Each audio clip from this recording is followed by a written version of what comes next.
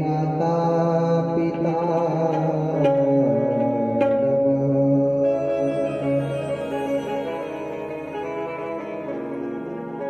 ध्येयं सदा परिभवग्नमभीष्टदोहम्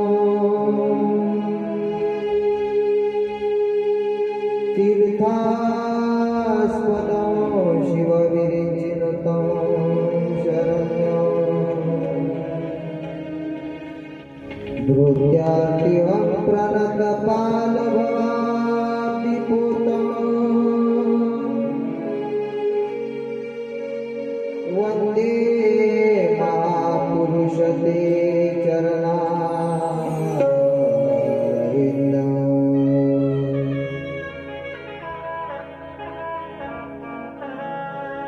वंशी विभूषितकरा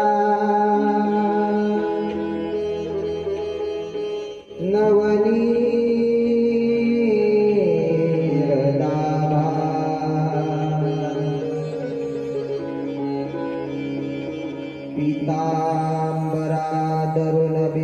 पीताम्बरादरुणबिम्बफलादरोष्टा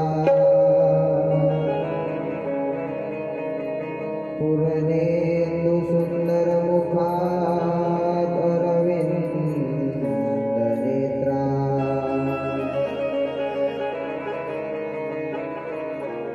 कृष्णात् परं किमपि तत्त्वमहं न जाने कि जय जय श्री राधारमण जय जय नवल किशोर जय गोपी चित्तचोर प्रभुजी जय जय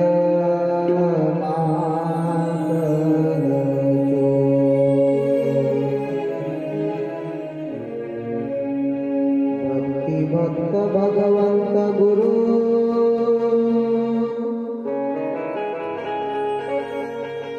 चतुर नाम वपुये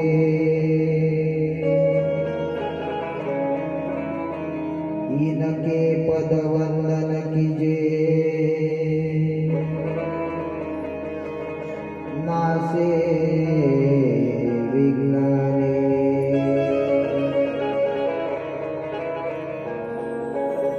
राधा मेरी स्वामिनी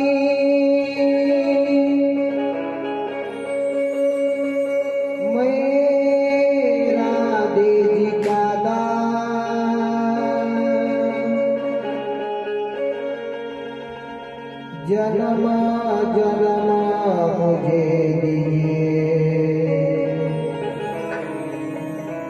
श्री वृंदावन आनंदी को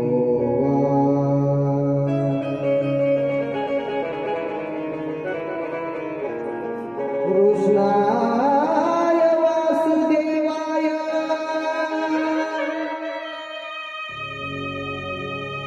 हरये परमात्मने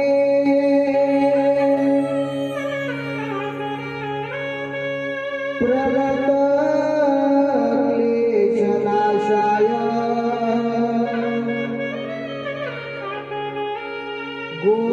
गोविन्दाय नमो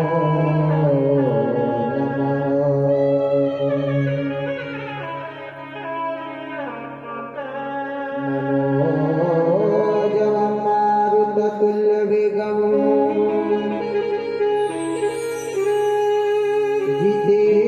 जितेन्द्रियं बुद्धिमतां वरिष्ठम् वातात्मजं वानरयूथमुख्यम्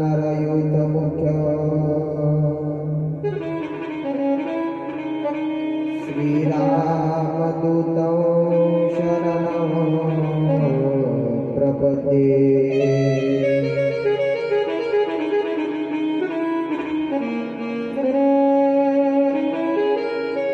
रामाय रामभद्राय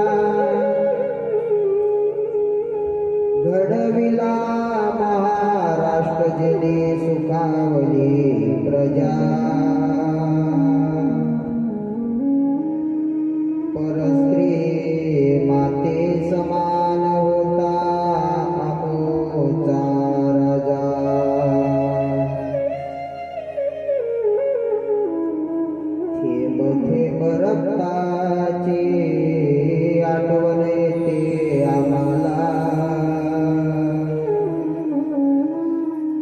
राजे कधीच विसरणार नाही तुम्हा नमन करणारा.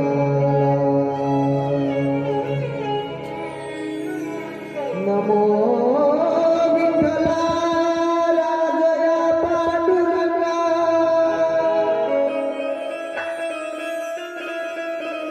नमो रुक्मिणी माऊली ज्ञानगंगा.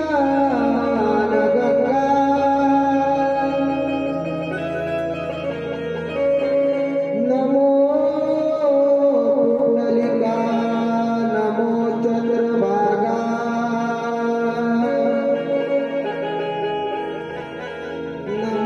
नमस्कार माझा रुक्मिणी पांडुरंगा.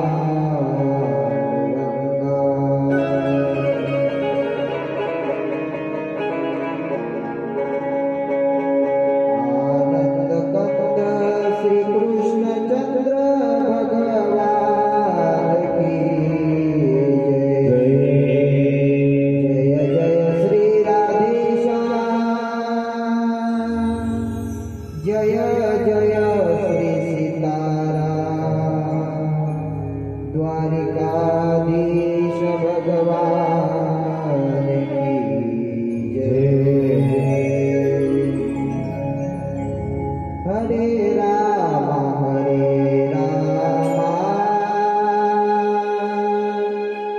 राम राम हरे हरे.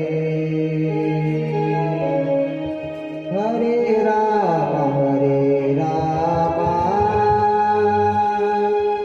राम राम हरे हरे. हरे कृष्णा कृष्णा कृष्णा हरे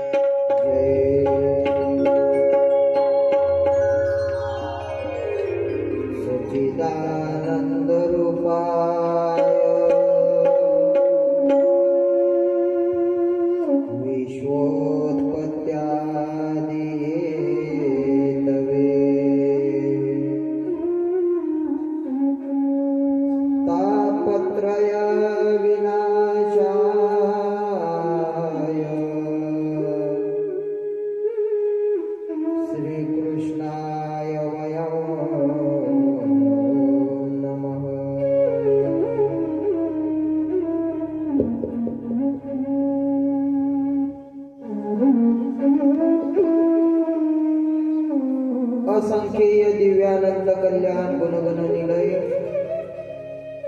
निखिल हेय प्रत्यक्नी वांछा भक्त कल्पतरू नंद नंदन श्याम सुंदर यशोदा किशोर आनंद कंद दया सिंधू भक्त वत्सल भगवान पांडुरंग परमात्म्याच्या या दरबारामध्ये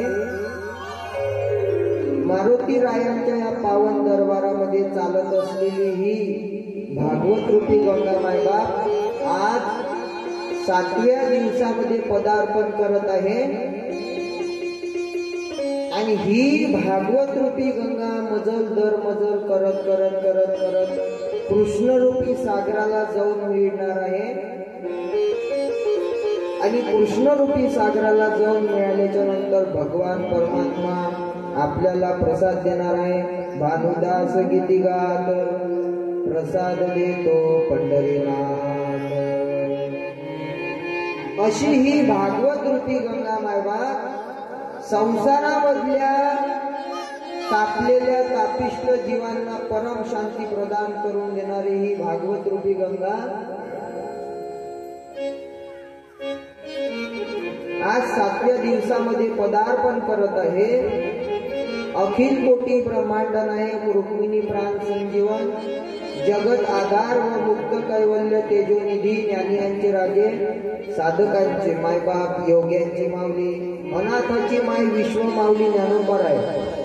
अखिल विश्वाच्या परमात्मा हृदयात व्याप्त असणारे आदी करून संत महंत भाईक उपस्थित माता भगिनी गायनाचार्य मृदंगाचार्य सगळ्यांना या व्यास गादीवरून प्रणाम करतो। जय श्री राधे जय श्री कृष्ण। भगवान परमात्म्याची कथा ही व्यथत्व दूर करणारी आहे मायबाप। संसारामध्ये तापलेल्या तापिष्ट जीवांना परम शांती प्रदान करून देणारी ही कथा आहे।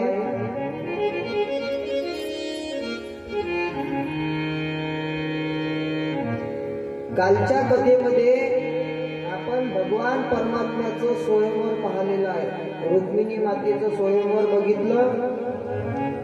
भगवान परमात्म्याकडे त्या रुक्मिणी मातेचं चित्त लागलेलं होतं आणि रुक्मिणी मातांनी भगवान परमात्म्याची कीर्ती ऐकलेली होती आणि मग सुदेव ब्राह्मणाच्या हाताने रुक्मिणी मातेनं पत्र लिहिलं आणि ते पत्र द्वारिकाधीश भगवान परमात्म्याच्या नगरीमध्ये पाठवलं। भगवान परमात्मा आले आणि त्या क्षणामध्ये त्या रुक्मिणी मातेची इच्छा पूर्ण केली। म्हणजे रुक्मिणी माताला त्या ठिकाणून कौंडण्यपुरातून घेऊन गेले आणि भगवान परमात्म्याचा विवाह त्या ठिकाणी पार पडला। काल किती सुंदर सोहळा झाला। रुक्मिणी माता नवरी झाली मायबा नवरी। भगवान परमात्मा नवरदेव झाला। नवरी झाली रुक्मा माता आनंद डोले झाले शुभ मंगल झाले झाले शुभ मंगल झाले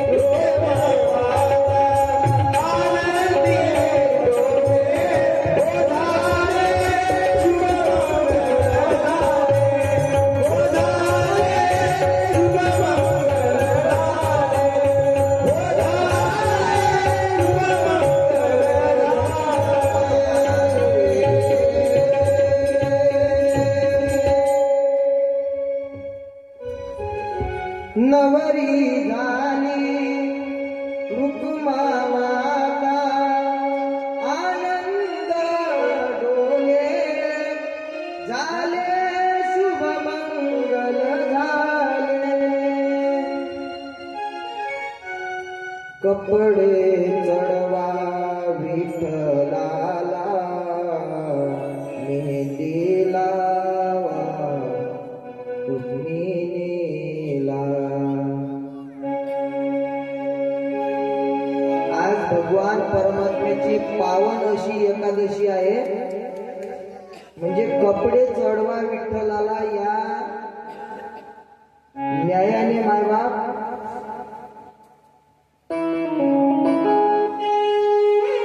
त्या अश्विनच्या मनामध्ये आलं असेल भगवान परमात्म्याला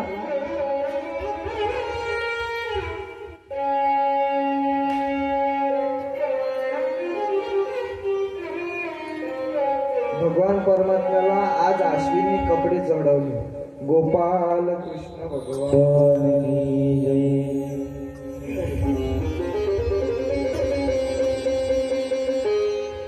अशा प्रकारे थाटामाटामध्ये भगवान परमात्म्याचा विवाह पार पडला। शुकदेवजी परीक्षिताला सांगू लागले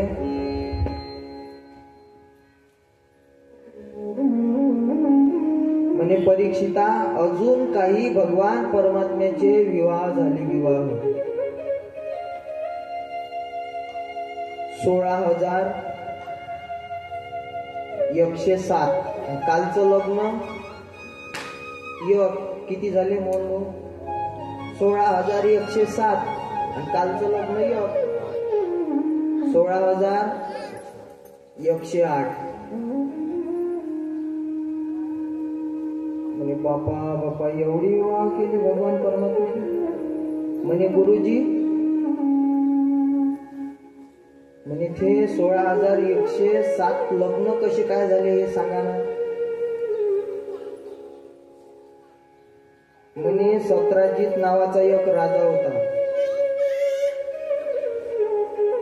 आणि त्याने सूर्याची उपासना करून सूर्यनारायणाची उपासना करून शमंतक मणी प्राप्त करून घेतलेला होता। तो मणी 8 भार सोनं देत होता 8 भार म्हणजे 80 ग्राम आणि तो मणी रात्रीच्या वेळी चमकत होता मायबाप आणि असेच भगवान परमात्मा त्या सत्राजिताच्या कडे गेले आणि तो मणी बघितला आणि भगवान परमात्म्याने मण्याची मागणी केली मिराजी मण्याची मागणी शमंतक मण्याची मागणी केली पण त्या सत्राजितानं तो मणी काही दिला नाही भगवान परमात्म्याला। पण एक दिवसची घटना अशी झाली सत्राजिताचा जो भाऊ आहे प्रसेन तो प्रसेन त्या मण्याला घेऊन निघाला वनामध्ये पण त्या प्रसेनला वाघानं खाल्लं शिकार झाली त्या म्हणजे तो प्रसेन जो होता तो मृत्युमुखी पडला। इकडे सत्राजिताला वाटलं आपला भाऊ अजून का बरं आला नाही। सत्राजिताला वाटलं मण्याच्या लोभानं आपल्या भावाला भगवान परमात्म्याने मारलं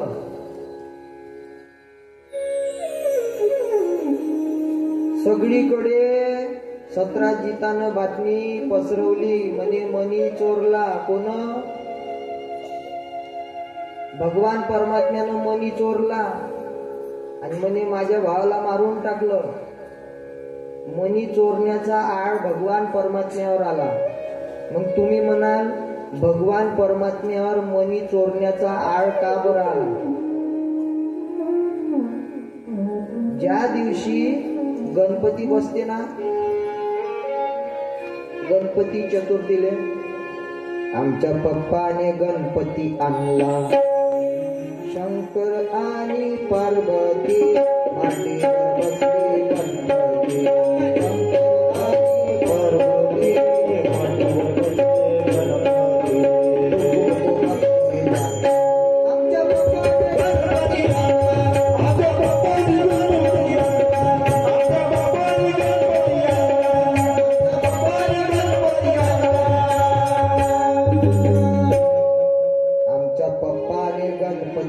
आणला.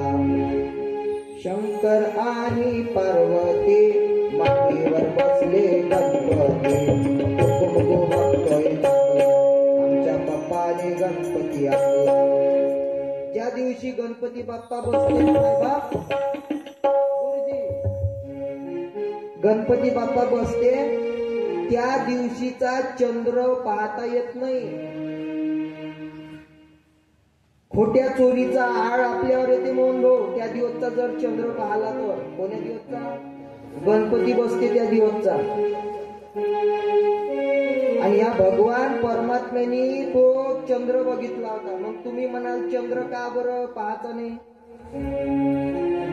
कारण असं झालं होतं, गणपती बाप्पा एक दिवस उंदरावर चालले होते. आवाज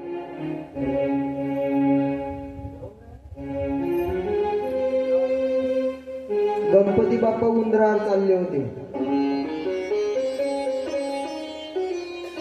ब्रेकर आला. ब्रेकर काही उंदीर बाप्पाले काही दिसला नाही. उंदराले ब्रेकर दिसला नाही. दडाल दिशी गणपती बाप्पा पडले. पडल्याच्या नंतर वरतो जो चंद्र होता तो चंद्र हसला. कोणाले? गणपतीले. आणि मग गणपती बाप्पानं श्राप दिला. म्हणजे जो कोणी मी ज्या चतुर्थीला बसतो त्या दिवशी जर तुझं दर्शन घेतलं ना त्याच्यावर खोट्या चोरीचा आळ येईल. आणि हा भगवान परमात्म्याने त्या दिवशी गाईचं जे खुरं राहते की नाही, खुरं, त्या खुरामध्ये पाणी साचलं होतं. आणि त्या पाण्यामध्ये तो चंद्राचं प्रतिबिंब पडलं होतं. भगवान परमात्म्याने त्या चतुर्थीला तो चंद्र त्या पाण्यामध्ये बघितला. त्याचा परिणाम असा झाला, त्या शमंतक मनियाचा आळ भगवान परमात्म्यावर आला. आणि सतराजीत म्हणू लागला, म्हणे हा लहानपणी मोठा चोर होता. चोर म्हणे याने लहानपणी चोऱ्या केल्या. म्हणे दह्या दुधाच्या चोऱ्या केल्या आणि आता मनी चोरण्याच्या चोऱ्या करून राहिल्या. आणि ही चर्चा भगवान परमात्म्यापर्यंत गेली. मग बातमी, मनी चोरला. आणि मग भगवान परमात्मा मण्याच्या शोधामध्ये निघाले. जंगलामध्ये गेले. फिरता फिरता वाघ मेलेला दिसला. पुढे प्रसेनही मेलेला दिसला. मात्र तिथं मनी काही दिसला नाही मिराजी. पण पुढे पायाचे ठसे दिसले. त्या पायाच्या ठशाच्या मागोमाग भगवान परमात्मा एका गुहेमध्ये जाऊन पोहोचले. तिथे त्यांना जामवंती मण्याशी खेळताना दिसली. आणि जामवंतीने बघितलं भगवान परमात्म्याकडे. आणि जामवंती आपल्या वडिलाकडे गेली. म्हणे बाबा, आपल्या गुहेमध्ये आतापर्यंत कोणी आलं नाही. म्हणे असा कोणता पुरुष आहे आपल्या गुहेमध्ये आलेला आहे? आणि त्या वेळेस मग जामवंतजी भगवान परमात्म्याच्या समोर गेले. म्हणे तू कोणाची परवानगी घेऊन आला? आणि मग त्या जामवंतीचे वडील जामवंतजी भगवान परमात्म्याकडे गेल्याच्या नंतर रागाने पाहू लागले. आणि मग जामवंतांनी मग काय केलं, भगवान परमात्म्यावर एक गदेचा प्रहार केला. आजी प्रहार केल्याबरोबर देवाले काही सहन झालं नाही. आणि मग ह्या दोघांचं युद्ध होऊ लागलं. ह्या तेले मारे, हो तेले मारे, असं युद्ध 27 दिवस चाललं. भाऊ 27 दिवस. आणि 28व्या दिवशी मग भगवान परमात्म्याने या जामवंताला वरत उचललं, दन दिशी खाली पाडलं. आणि त्या जामवंताच्या छातीवर भगवान परमात्मा बसले. आणि मग जामवंतजी म्हणते, प्रभू आता अजून किती दिवस युद्ध करणार? म्हणे मी तुम्हाला ओळखलेला आहे. म्हणे तुम्ही मागच्या अवतारामधले राम प्रभूजी आहे. आणि ह्या जामवंत मागच्या अवतारामध्ये जामवंतांनी त्या ठिकाणी मागणी केली होती.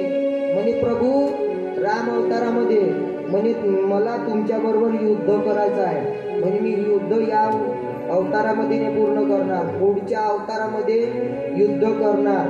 आणि मग भगवान परमात्म्याने ती इच्छा पूर्ण केली जामवंताची. भगवान परमात्मा जिंकले आणि तो मणी होता जामवंती जवळ. आणि मग भगवान परमात्म्याला जामवंतजी म्हणे देवा तुम्ही कशा करता आले? म्हणे माझ्यावर खोट्या चोरीचा आळ आलेला आहे शमंतक मण्याचा, आणि हा मणी म्हणे तुझ्या मुलीजवळ आहे, जामवंती जवळ. म्हणे एक काम करा ना, तुम्ही मण्याच्या शोधासाठी आले, हा मणी घेऊन जा आणि म्हणे त्या मण्याच्या सोबत एक सप्रेम भेट वस्तू घेऊन जा. ती म्हणजे कोणती मोहन भाऊ? कोणती? जामवंती. आणि मग त्या जामवंताने भगवान परमात्म्याला पाणी ग्रहण करायला लावलं आणि भगवान परमात्म्या बरोबर त्या जामवंतीचा विवाह पार पडला. गोपाल कृष्ण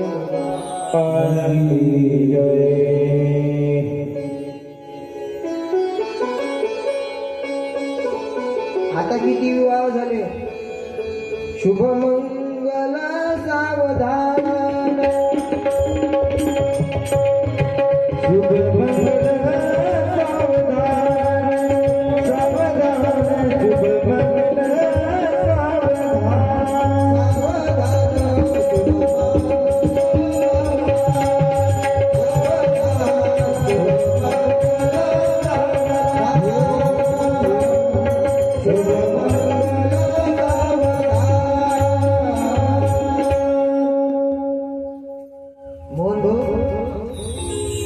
किती विवाह झाले भगवान परमात्म्याचे?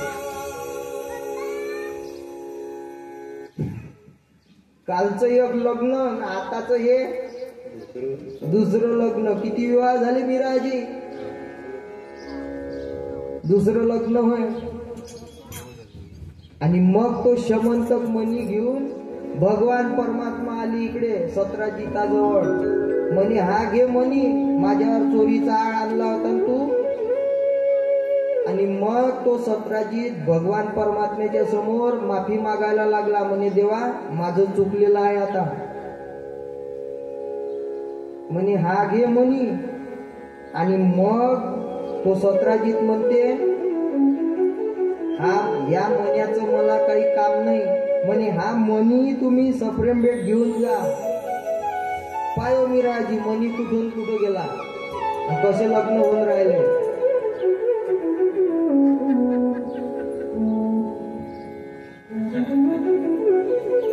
आणि तो सत्राजित म्हणते देवा हा मणी तू घेऊन जा आता, ह्या मण्याची मला काही गरज नाही. आणि ह्या मण्याबरोबर एक मणी अजून मी तुला देतो, ती म्हणजे सत्यभामा. आणि मग भगवान परमात्म्याने त्या सत्यभामेचंही पाणी ग्रहण केलं. या प्रसंगामध्ये देवाचे किती लग्न झाले आजी?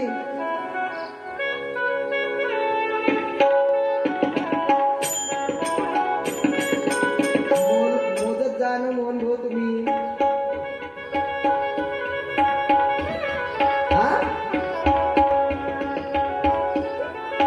आजी 10 बोट दाखवते, 1 बोट दाखवते. किती लग्न झाले मीरा आजी? तिसरं लग्न. गोपाल कृष्ण भगवान की जय. आता 4थं लग्न होते देवाचं. सूर्यदेवाची कालिंदी नावाची मुलगी होती आणि ती यमुनेच्या काठावरती तपश्चर्येला बसली होती. म्हणे लग्न करन तर मी कोणाबरोबर करन मोहन भाऊ? भगवान परमात्म्या बरोबरच लग्न करन, विवाह करन. आणि तिचा चित्त भगवान परमात्म्याच्या ठाई गेलेलं होतं. आणि ती यमुनेच्या काठावर ते कालिंदी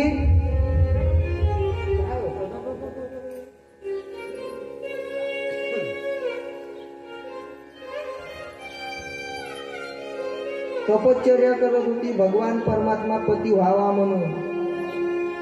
आणि तिथून भगवान परमात्मा आणि अर्जुनजी चालले होते. तिथून भगवान परमात्मा अर्जुनजीला म्हणते, म्हणे ही मुलगी या ठिकाणी कशा करता तप करत आहे? तुम्ही विचारपूस करून ये ना.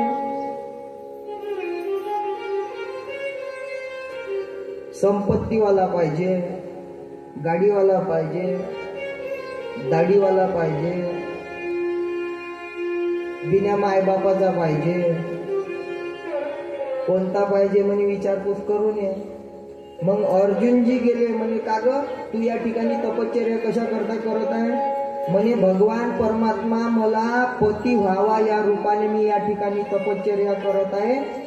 आणि मग भगवान परमात्मा जवळ अर्जुनजी सांगत आले. आणि मग देवाने सूर्यदेवाची मुलगी कालिंदी हिच्याशी पाणी ग्रहण केलं, म्हणजे तिच्या बरोबर लग्न केलं.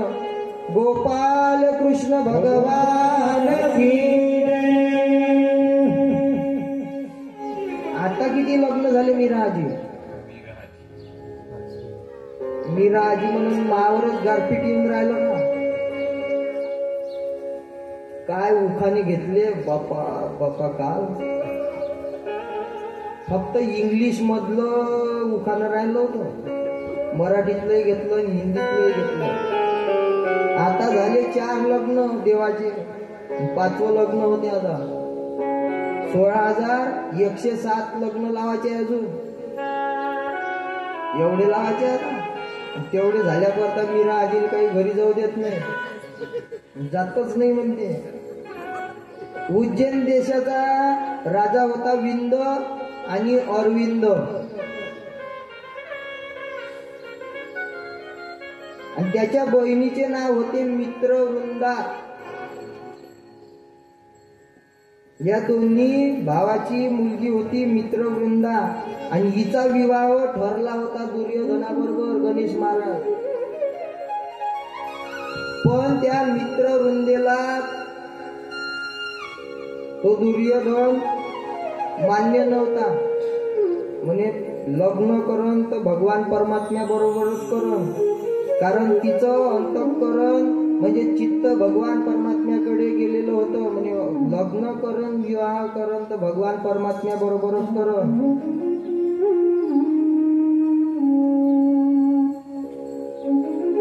आणि मग भगवान परमात्मा तिथं आले. आणि त्या मित्रवृंदेने काय केलं, भगवान परमात्म्याच्या गळ्यामध्ये वरमाला घातली. भगवान परमात्म्याने तिचंही पाणी ग्रहण केलं. शुभमंगल सावधान सावधान. म्हणजे या ठिकाणी भगवान परमात्म्याचा 5वा विवाह संपन्न झाला मीराजी. पुढं कौशल देशाचा राजा होता नग्नजित, आणि त्याची सत्या नावाची मुलगी होती. तिचं नाव होतं नागनजिती. गणेश महाराज नागनजिती हो. आणि त्या राजाने अशी अट मांडली होती, म्हणे जो कोणी एकाच वेळेमध्ये 7ही बैल, तिथं बैल ठेवले होते मोहन भाऊ, 7 बैल. किती? 7 बैल ठेवले होते. आणि त्यांनी अशी अट मांडली होती, म्हणे एकाच वेळेमध्ये 7ही बैलाच्या नाकामध्ये जो कोणी व्यसन घालून, व्यसन व्यसन व्यसन व्यसन व्यसन म्हणते का? काय म्हणते? व्यसन म्हणते व्यसन का म्हणते मीराजी? ते बैलाच्या नाकात राहते ते. हा व्यसनच म्हणते ना, व्यसन म्हणते.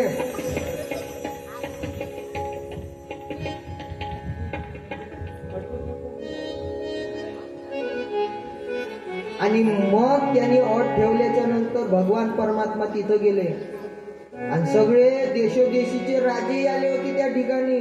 पण एकाकडूनही निवाड पडला नाही. 7 बैलाच्या नाकामध्ये एकानं व्यसन टाकणं म्हणजे मामुली आहे का मीराजी मोहन भाऊ? हा, एकाच बैलाच्या नाकामध्ये व्यसन टाकायची राहिली, 2-4 जण पाहा लागते, तेव्हा ते व्यसन टाकणं होते. तरी बैल काही अटपत नाही. एकाकडूनही निवाड नाही पडला. भगवान परमात्म्याने घेतला दाबून. एका वेळेमध्ये 7ही बैलाच्या नाकामधून व्यसन टाकली. आणि मग त्या कौशल देशाचा जो राजा होता त्याची मुलगी जी होती नागनजिती, तिच्या बरोबर भगवान परमात्म्यांनी 6वा विवाह पार पाडला, म्हणजे पाणी ग्रहण केलं.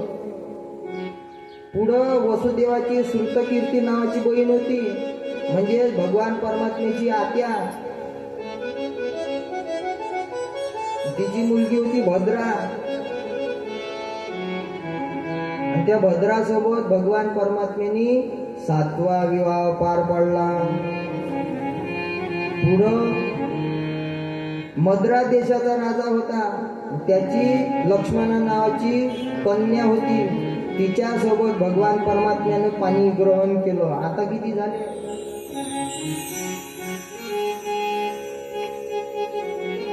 मीराजी सांग ना मला, किती झाले? 8 झाले का? म्हणजे कालचा एक लग्न धरलं वाटते, झाले 8. अशा प्रकारे भगवान परमात्म्याने 8 लग्न पार पाडले. मग परीक्षितजी विचारू लागले सुखदेवजीला, म्हणे का हो प्रभू, तुम्ही तर सांगत होते भगवान परमात्म्यांनी 16,108 पत्न्यासोबत विवाह केला, म्हणे 8च झाल्या. म्हणे 16,100 सांगा ना. म्हणे असं झालं होतं, प्रागज्योतिषपूर नावाचं एक नगर होतं आणि त्या नगरामध्ये भौमासूर नावाचा दैत्य राहत होता. आणि त्या दैत्यांनी, म्हणजे तोच नरकासूर, हा पृथ्वीचा मुलगा आहे विराजी, आणि त्या भौमासुराने 16,100 मुली बंदिस्त केल्या होत्या. बंदिस्त पहारेकरी होते बंदीशाळेले. आणि भगवान परमात्मा त्या प्रागज्योतिषपूर नगरामध्ये गेले आणि 16,000 मुली त्या बंदीगृहातून मुक्त केल्या, मुक्त भगवान परमात्म्याने. आणि मग मुक्त केल्याच्या नंतर, त्या प्रागज्योतिषपूर नगरामध्ये मुक्त केल्याच्या नंतर त्या मुली म्हणते, भगवान परमात्मा त्या मुलींना म्हणतात, आता तुम्ही तुमच्या घरी जा. तेव्हा त्या मुली म्हणायला लागल्या, म्हणे तुका म्हणे हरी, तुका म्हणे हरी, माझे कोणी नाही घरी. म्हणे आमच्या घरचे आता आम्हाला घरामध्ये घेणार नाही. म्हणे एक काम करा ना, काय आम्हाला इकडे तिकडे जाऊ देता. म्हणे 16,100 काय ध्यान म्हणे आम्हालाच पत्न्या करून. आणि भगवान परमात्म्याने एकाच वेळेस 16,100 राजकुमारी बरोबर एकाच मुहूर्तात विवाह केले.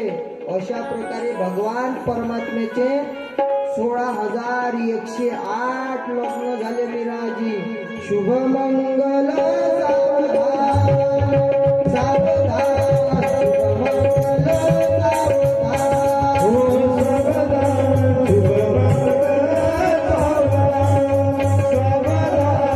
शुभ मंगल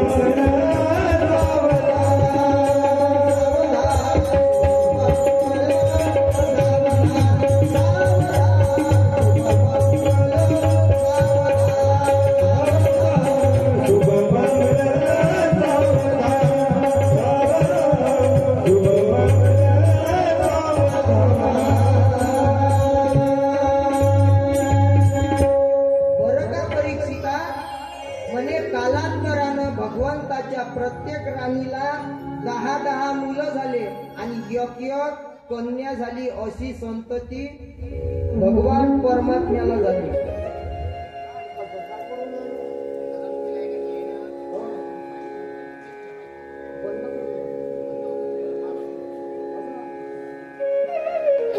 गोपाल कृष्ण भगवान की जय. देवाला श्री रुक्मिणीजी पासून त्यांच्या उदरातून कामदेवाचा अवतार प्रद्युम्न झाला. पण तेथे एक घटना घडली मीराजी. म्हणे असं झालं, त्या प्रद्युम्नाचं हरण झालं. हरण शंभरासुराच्या दैत्यांनी त्या प्रद्युम्नाचं हरण केलं आणि त्याला खोल समुद्रामध्ये फेकून दिलं.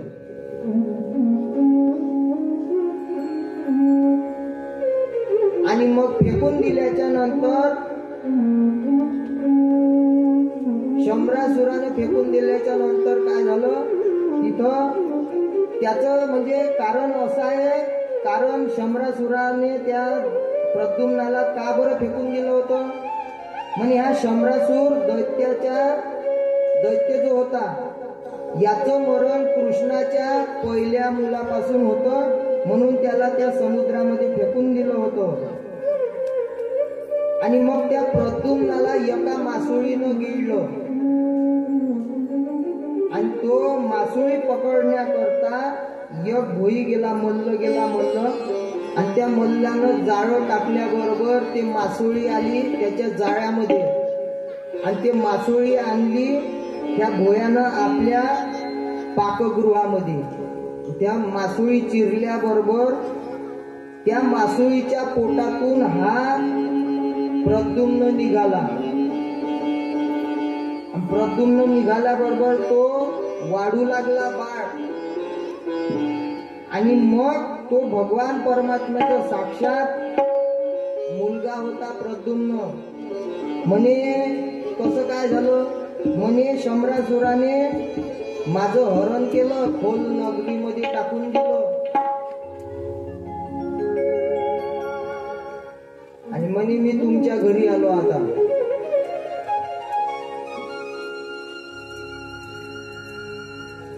आणि ती जी होती तिथं रती जी होती ती जन्मोजन्मीची पत्नी होती. ही घटना सविस्तराने सांगितली. आणि मग ऐका क्षणी प्रद्युम्नाला राग आला आणि दोघांचे भयान युद्ध सुरू झालं.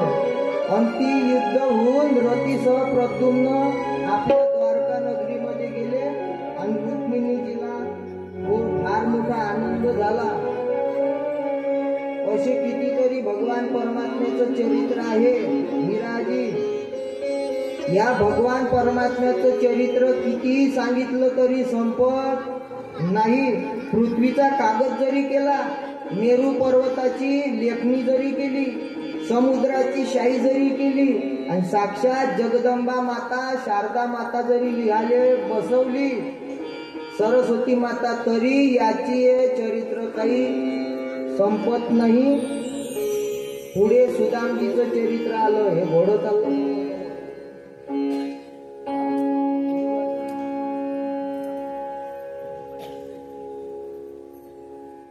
या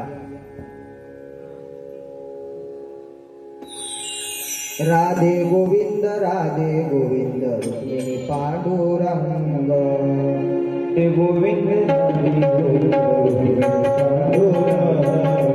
राधे गोविंद पांडुरंग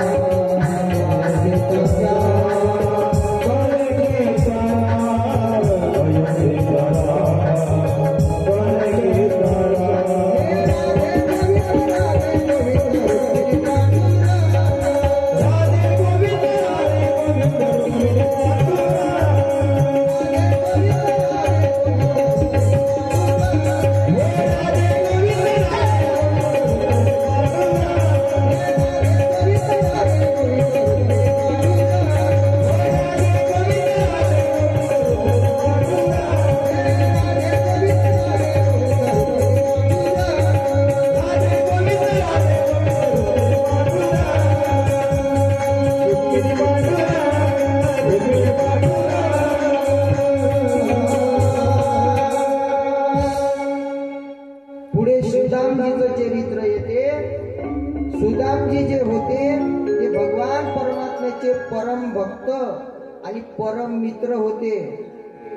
बालपणीचे मित्र होते. म्हणजे संदीपानी ऋषीच्या आश्रमामध्ये गुरुकुलामध्ये हे मित्र होते. आणि त्या आश्रमामध्ये भगवान परमात्म्यानी आणि त्या सुदामजीनी 64 विद्या 14 विद्या आणि 64 कला तिथं प्राप्त केल्या.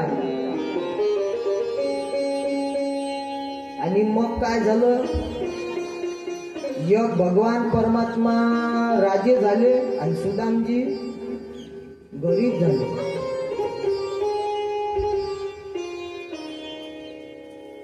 आणि मग काय झालं, सुदामजीचा संसार चालू होता. सुदामजीला काही मुलं होते.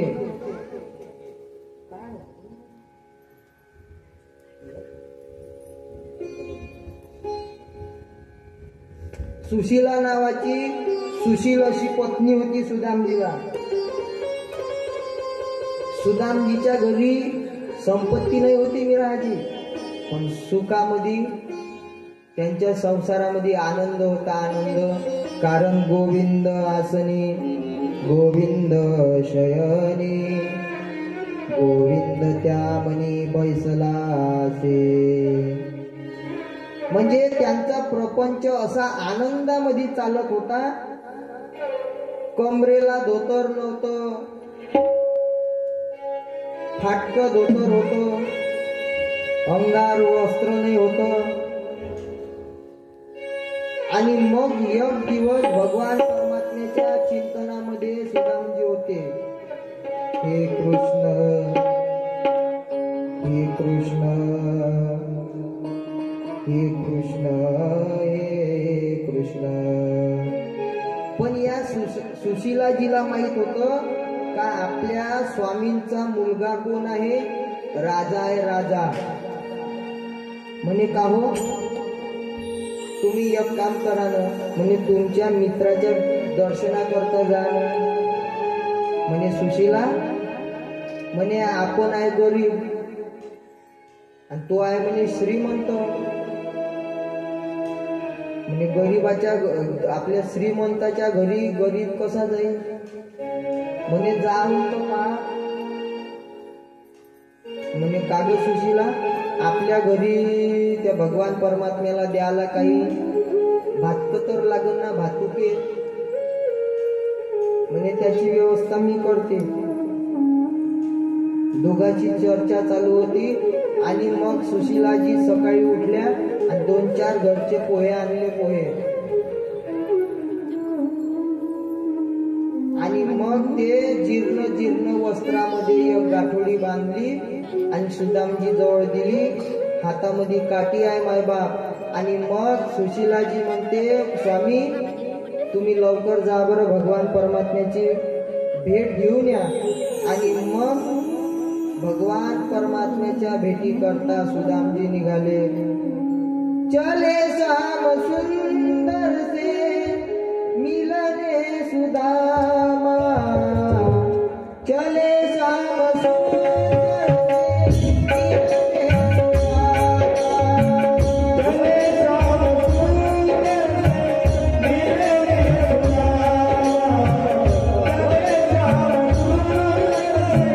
मिलने सुदामा, चले श्याम सुंदर से मिलने सुदामा.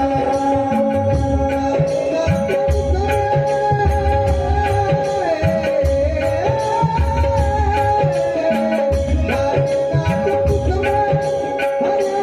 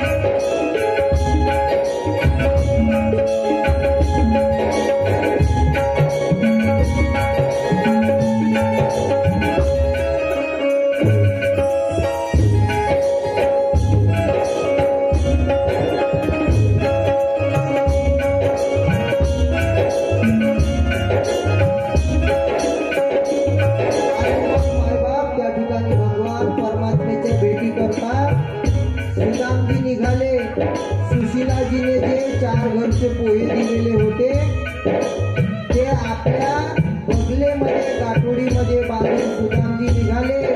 एका हातामध्ये काठी आहे आणि भगवान परमात्म्याच्या द्वारकेच्या वाटेनं चालायला लागले. पण त्या ठिकाणी भगवान परमात्म्याचं चिंतन चालू होतं. भगवान परमात्म्याचं चिंतन सतत चालू होतं सुदामजीचं. हे गाते गाते मुख में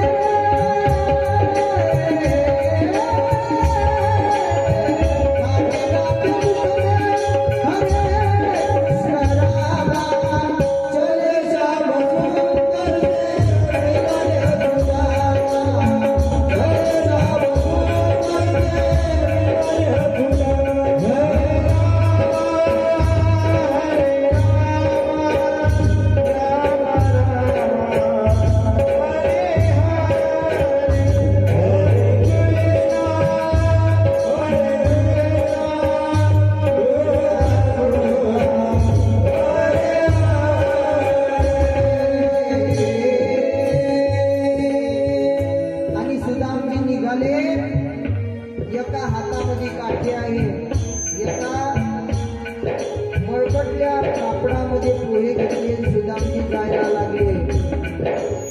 लोटार दोरी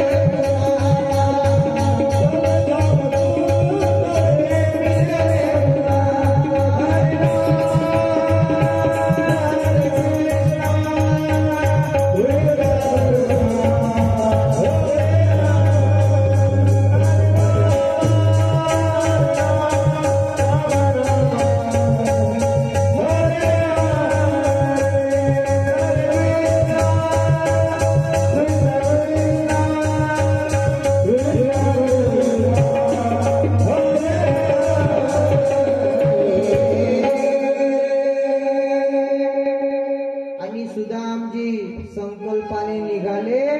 मार्गक्रमण करत होते. चालता चालता त्यांना थकवा आला. एका झाडाच्या खाली बसले आणि त्या झाडाला टेकून आराम करू लागले. पण इकडे भगवान परमात्मा म्हणतो, माझा जीवलग मित्र वाटेमध्ये थकलेले आहे म्हणे, त्यांचा मार्गक्रमण सोपा केला पाहिजे. भगवान परमात्म्याने त्या क्षणी सुदामजीला उचललं आणि आपल्या द्वारकापूर नगरीजवळ आणून ठेवलं. तिकडे सुदामजीची विश्रांती झाली. सुदामजीने डोळे उघडले तर त्यांना उंच उंच महाल दिसले. त्या महालाला माणिक मोती हिरे सोनं नाणं लागलेलं होतं. तिथून जाणाऱ्या लोकांना विचारू लागले, म्हणे का हो, म्हणे ही मोठी मोठी नगरी कोणाची आहे? म्हणे भगवान परमात्म्याची नगरी आहे. म्हणे माझा भगवान परमात्मा कुठं आहे? म्हणे राजसिंहासनावर बसलेले असतील भगवान परमात्मा. म्हणे माझं एक काम करता का? माझा निरोप त्या कृष्णापर्यंत पाठवता का? म्हणे असा एकेरी भाषेत बोलू नको. म्हणे भगवान परमात्मा राजा आहे, राजा असं एकेरी बोलणं शोभत नाही. म्हणे एक काम करा, त्या भगवान परमात्म्याला सांगा, मना तुझा बालपणीचा प्राण सखा आलेला आहे, सुदामजी आलेले आहे. आणि मग त्या ठिकाणून एक द्वारपाळ निघते, भगवान परमात्म्याकडे जाते आणि गेल्याच्या नंतर भगवान परमात्म्याला सांगतात, म्हणे प्रभू कोणतरी एक वृद्ध आलेले आहे या ठिकाणी आणि ते सांगत आहे तुमचे बालपणीचे बालमित्र आहे, त्यांच्या हातामध्ये काठी आहे, मळकटलं असं धोतर आहे आणि ते सांगू लागले की सुदामजी आहे म्हणून. आणि जसं भगवान परमात्म्याने सुदाम हे नाव ऐकलं बरोबर भगवान परमात्मा अनोनी पायाने धावू लागले. सुनते दौड़े चले आए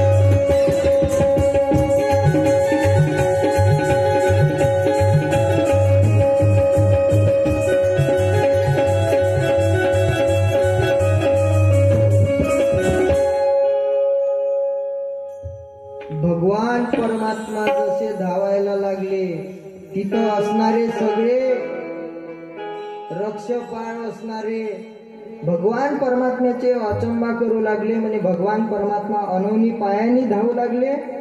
म्हणे असा कोण या ठिकाणी आलेला आहे.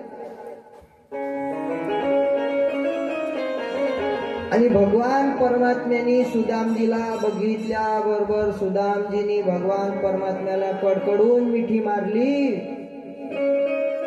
भगवान परमात्माही रडत होते सुदामजी सुद्धा रडत होते. कंठी प्रेम दाटे नैनी नीर लोटे हृदयी प्रगटे राम रूप. आणि मग भगवान परमात्म्याने सुदामजीचा हात पकडला आणि आपल्या भवनामध्ये आणल्याच्या नंतर सुदामजीला राजसिंहासनावर बसवलं. रुक्मिणी माता म्हणते हा महात्मा आसन तरी कोण. सुदामजीला त्या सिंहासनावर बसवल्याच्या नंतर बराबर में अपने सुदामा बैठाए. आणि त्या रुक्मिणी मातेनं ताट आणलं. ताट सुदामजीचं चरण धुण्याकरता त्या अगोदरच भगवान परमात्म्याचे चरण आपल्या सुदामजीचे चरण भगवान परमात्म्याने आपल्या अश्रूच्या धाराने धुतलेले होते. चरण आंसुओं से श्याम ने धुलाए. भगवान परमात्म्याच्या पायाला आपल्या सुदामजीच्या पायाला फोडा आलेले होते मायबाप. भगवान परमात्म्याने सुदामजीचे चरण धुतल्याच्या नंतर सुंदर असे वस्त्र परिधान केले. मोत्याच्या माळा घातल्या भगवान परमात्म्याने. आणि मग पंचपक्वान्नाचं भोजन दिलं देवानी. आणि मग रात्रीची वेळा झाली. रात्रीची वेळा झाल्याच्या नंतर भगवान परमात्मा सुदामजीचे पाय दाबू लागले. पाय दाबत असताना भगवान परमात्म्याची नजर तळ पायावर गेली विराजी. आणि मग भगवान परमात्मा विचार करतो म्हणे सुदामा म्हणे कशी हालत केली रे तू.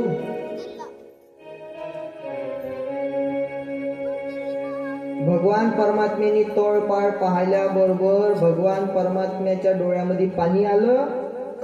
पायामध्ये बघू लागले तर काटे रुतलेले होते. सुदामजीच्या पायामध्ये काटे रुतलेले होते आणि भगवान परमात्म्याने त्या सुदामजीचा पाय आपल्या टोंगळ्यावरती घेतला आणि स्वतः भगवान परमात्म्याने आपल्या मुखामध्ये बोट टाकलं आणि त्या सुदामजीच्या त्या काट्याच्या जागेवर ते थुंकी लावली. काटा जर काढायचा राहिला तर कसं काढा लागते मिराजी, है की नाही?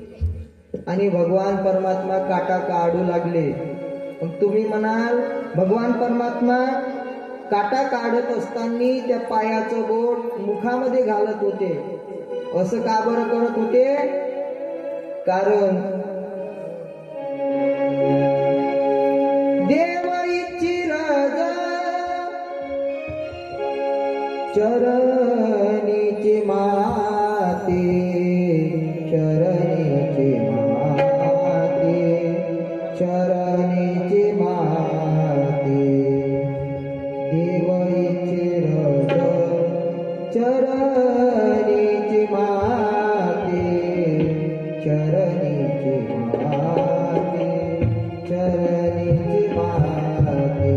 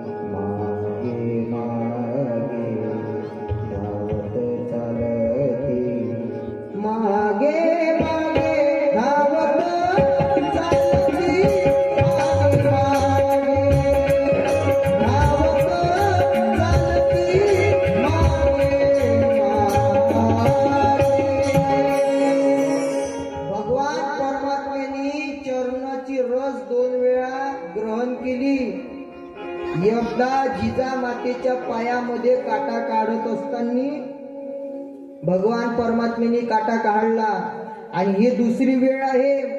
भगवान परमात्म्याने काटा काढला आणि भक्ताची चरणाची रजकर नामयाच्या पाठी चाले केशिराज लागा वया रज चरणीचे. आणि भगवान परमात्म्याचे काटा काढल्याच्या नंतर सुदामजीच्या पायामधला काटा काढल्याच्या नंतर भगवान परमात्मा म्हणतात, का रे सुदामा, म्हणे तुझं लग्न झालं का नाही? म्हणे झालं ना लग्न. म्हणे सुशीला नावाची वहिनी आहे तुला, वहिनी. म्हणे त्या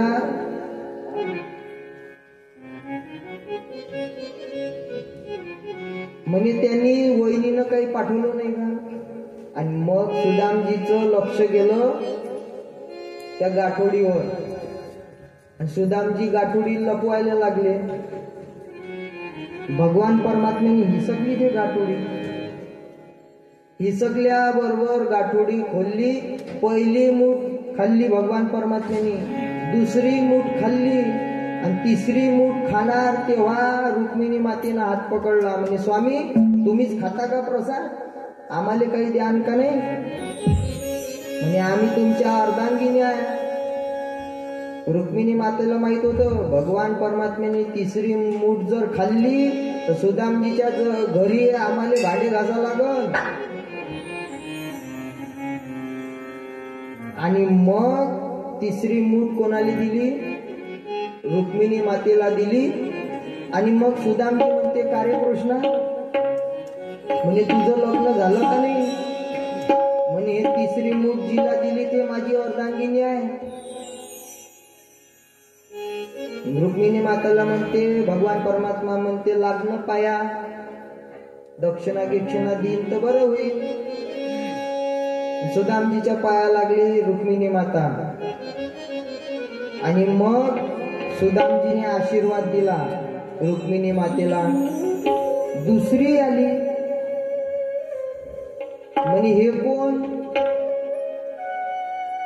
हे माझी पत्नी आहे, तिलाही आशीर्वाद दिला मीराजी.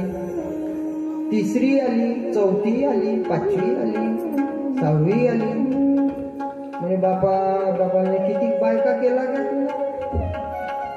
म्हणे 16,108 आहे. हे लंबी लाईन जे दिसते ते आपलीच आहे.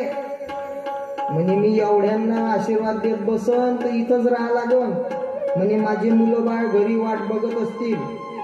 म्हणे एक काम करतो ना, तू माझ्या पायाला, म्हणजे तुला जर आशीर्वाद दिल्याच्या नंतर सगळा आशीर्वाद चालला जाईल.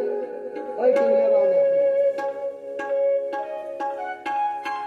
आणि मग भगवान परमात्मा पाया पडायला लागले आणि सुदामजीने आशीर्वाद दिला.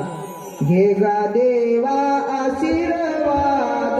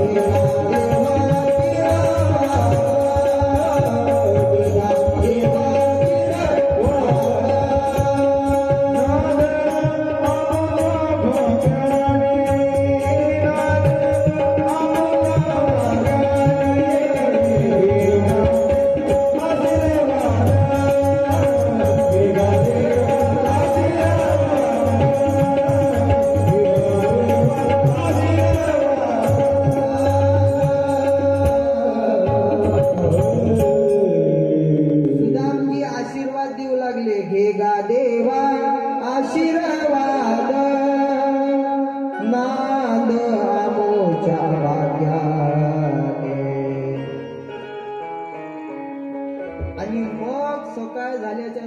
सुदामजीला वाटलं म्हणे आपले मुलं बाळ वाट बघत असतील, म्हणे बाबा येतील बाबा येतील. म्हणे कृष्णा मला घरी जायचं आहे बरं. भगवान परमात्मा म्हणतात सुदामा म्हणे पुढच्या वेळेनं येशील तर महिन्याभराच्या मुक्कामाने येजो, चांगले कपडे भरून येजो, सुटकेस भरून, आणि सोबत वहिनीले आणजो बरं. सुदामजीने मग त्या ठिकाणी मग जायची सुरुवात केली. सुदामजी गेल्याच्या नंतर त्यांना आपलं घरही ओळखायला येत नव्हतं. सुशीला पत्नी ओळखायला येत नव्हती. आणि मग त्या सुदामजीनी त्या ठिकाणी विचार करू लागले, म्हणे माझं घर तर याच ठिकाणी होतं. सगळ्या त्या वाड्याला प्रदक्षिणा घातल्याबरोबर सुशीला त्या ठिकाणी पंच आरती घेऊन आली मायबाप सुदामजीला ओवाळण्याकरता. म्हणे काग तू कोण आहे? म्हणे मी तुमची सुशीला नावाची पत्नी आहे ना. म्हणे तुम्ही तिकडे गेले आणि इकडे पृथ्वीच फिरली. म्हणे दुधातच साखर पडली.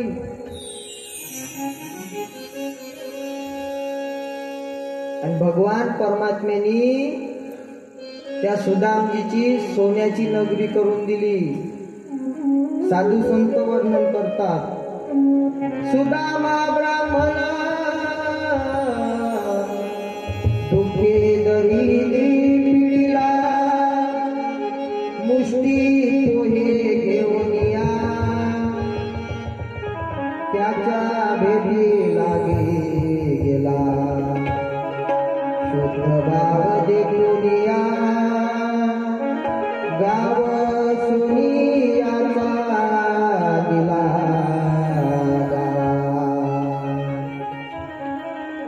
भगवान परमात्म्याने सोन्याचा गाव का बरं दिला? कारण शुद्ध भाव देखून या. त्या सुदामजीच्या मनामध्ये भाव होता मायबाप. आपल्याही मनामध्ये भावच लागत असते. तुकोबाराय म्हणतात काही न लगे एक भावाची कारण तुका म्हणे आन विठोबाचे.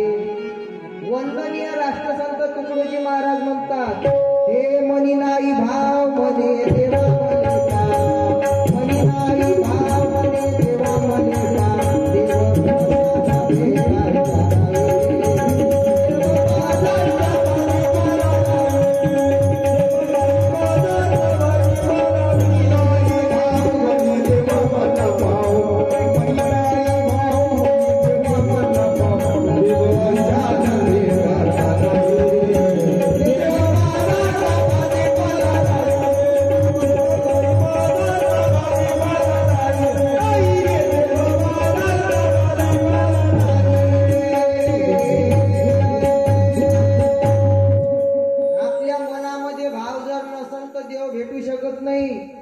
वंदनीय राष्ट्रसंत तुकडोजी महाराज म्हणतात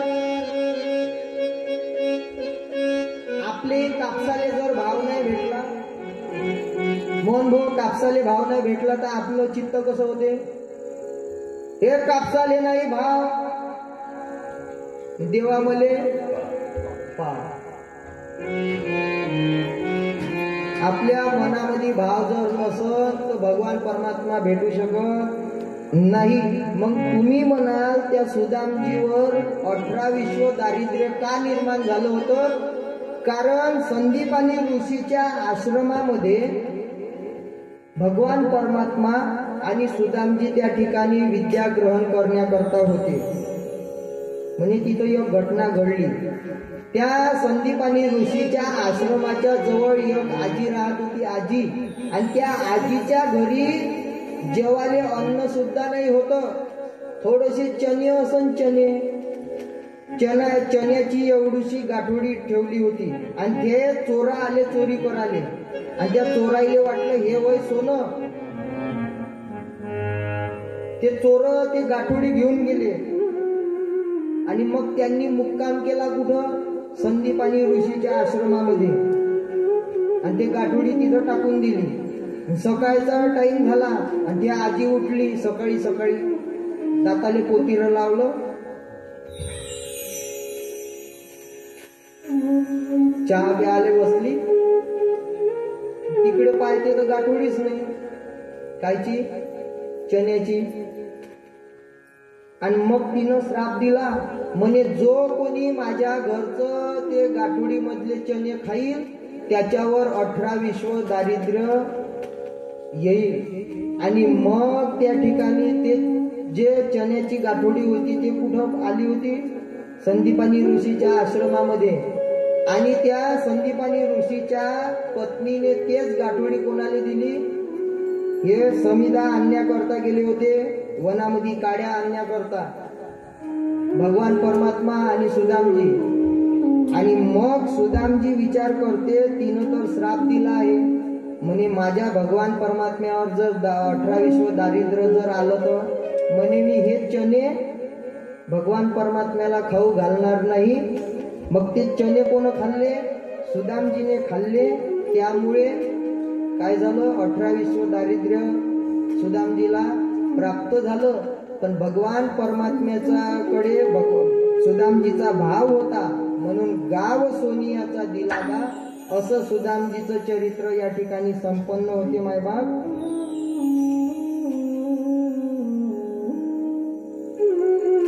मनाला काही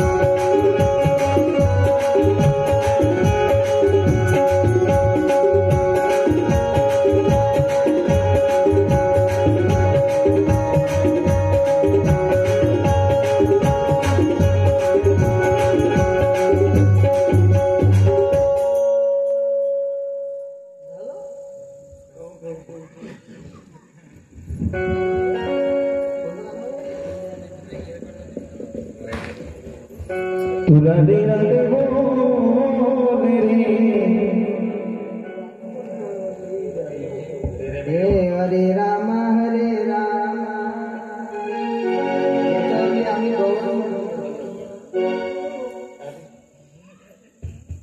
गोपाल कृष्ण भगवान की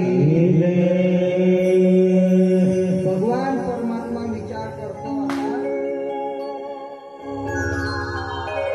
म्हणजे आपली आता वेळ आली आहे या पृथ्वी तलावर 56 कोटी यादवही ठेवायचे नाही आणि आपणही राहायचं नाही. आपण आता कुठं जायचं निज धामाले निघून जायचं म्हणजे काय झालं असा विचार करत असताना मग त्या ठिकाणी काय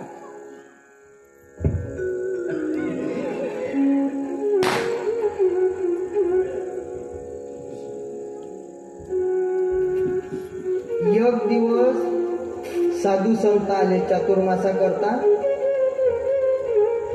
आणि चातुर्मासा करता संत आल्याच्या नंतर चातुर्मास व्हायला लागला. इथं जे होते हे जामवंती पुत्र जे होते सांबाला त्यानं काय केलं, तिथल्या लोकांनी साडी नेसवली, साडी आणि काऊन किटकं दसून राहिले ना.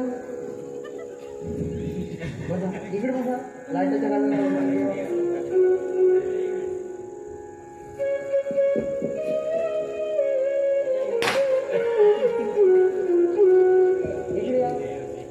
कीर्तन दसते कीर्तन. गोपाल कृष्ण भगवान की.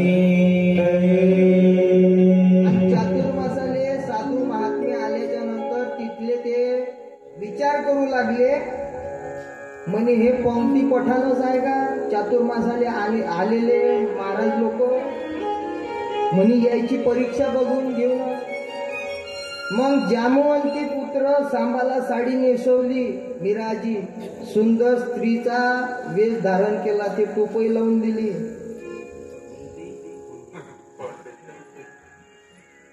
आणि मग त्याला गरोदर असण्याचं नाटक केलं, चिंध्या गुंडाळल्या, भल्लं मोठं पोट दिसत होतं.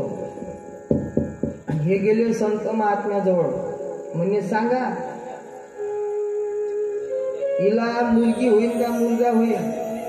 म्हणजे मुलगी होणार नाही, मुलगाही होणार नाही. म्हणजे लोखंडाचं मुसळ होईल, मुसळ, आणि ते तुमच्या यदुकुलाचा पूर्ण नाश करून नाश. असा श्राप दिल्याबरोबर ते माफी मागायला लागले. आणि मग त्यानं काय केलं, या आता गाडी मिळाली यायले या.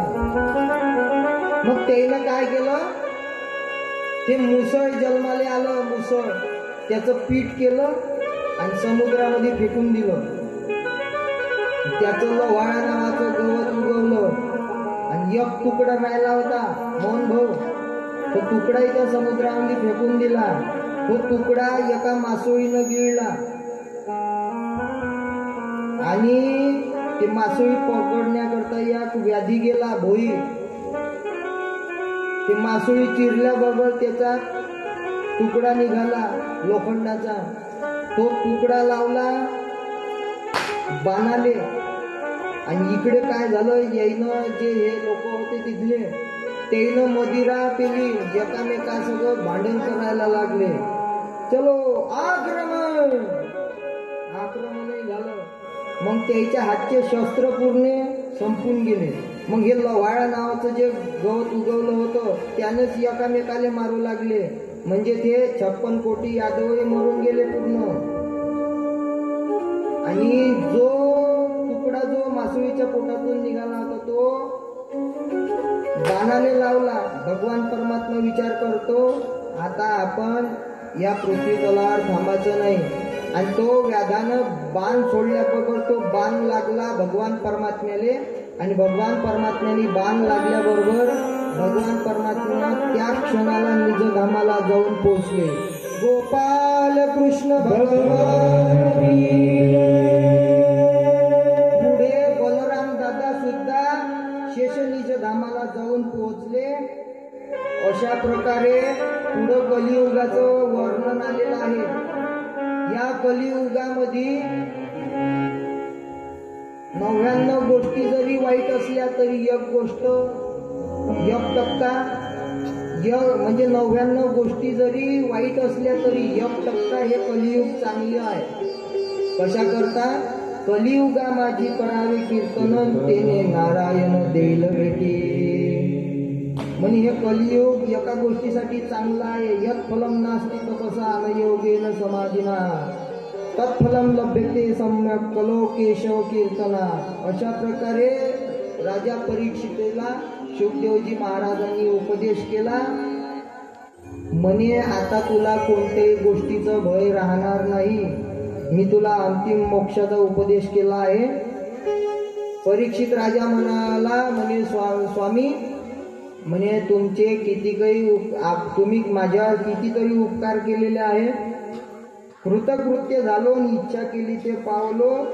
आणि मग शुकदेवजी महाराजांचं त्या ठिकाणी पूजन केलं आणि शुकदेवजी महाराज आपल्या निजधामाला निघून गेले. शुकदेव महाराज की पुढे परीक्षित राजा गंगेच्या तटावर 7 दिवस पूर्ण झाले. विचार करू लागला. म्हणे शुकदेवजी महाराज तर निघून गेले आणि त्या क्षणाला त्या ठिकाणी तक्षक नावाचा सर्प आला, त्या राजाच्या पायाला स्पर्श केला आणि तो तक्षक नावाचा सर्पही निघून चालला गेला. आणि शुकदेवजी आपले परीक्षित राजा सुद्धा मोक्षधामाला म्हणजे निज धामाला निघून गेले. गोपाल कृष्ण भगवान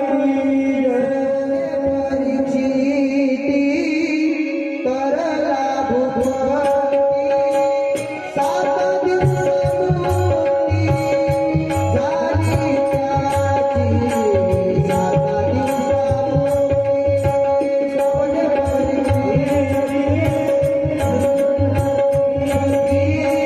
सात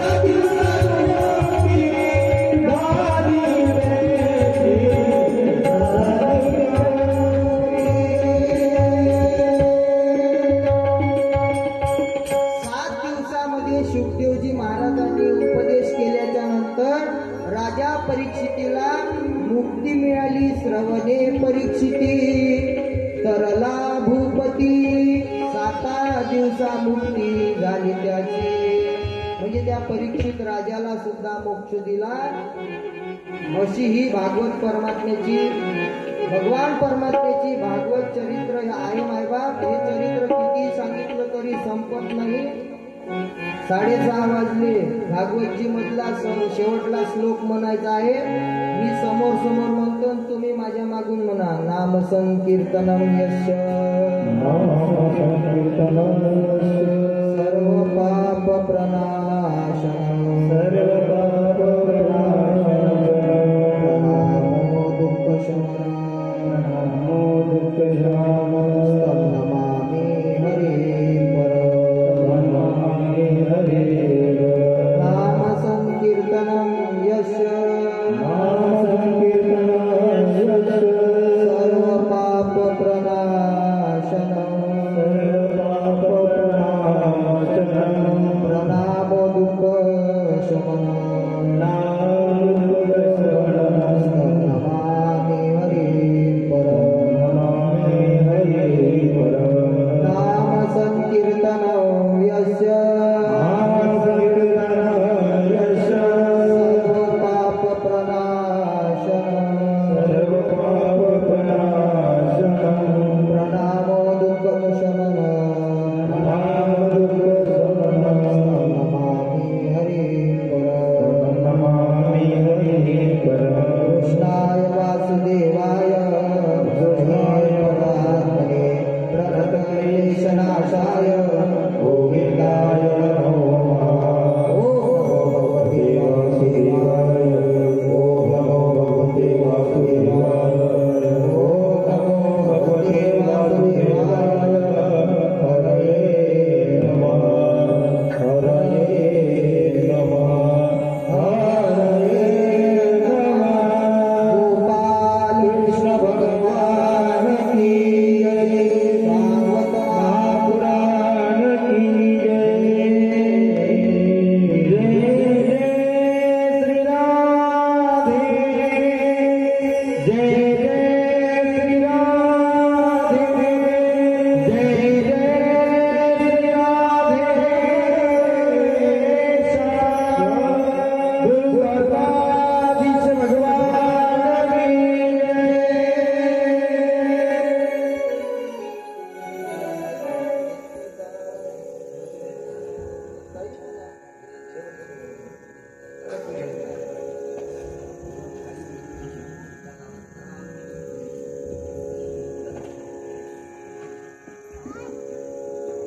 चलो चलो चलो आता लगेच श्रीमद भागवत ग्रंथाचं पूजन होईल. त्यानंतर लगेच हरिपाठ, माऊलीचा हरिपाठ होईल आणि दिंडी झाल्यानंतर लगेच कीर्तनाचा कार्यक्रम आहे. सर्वांनी लक्षात असू द्या. शेवटची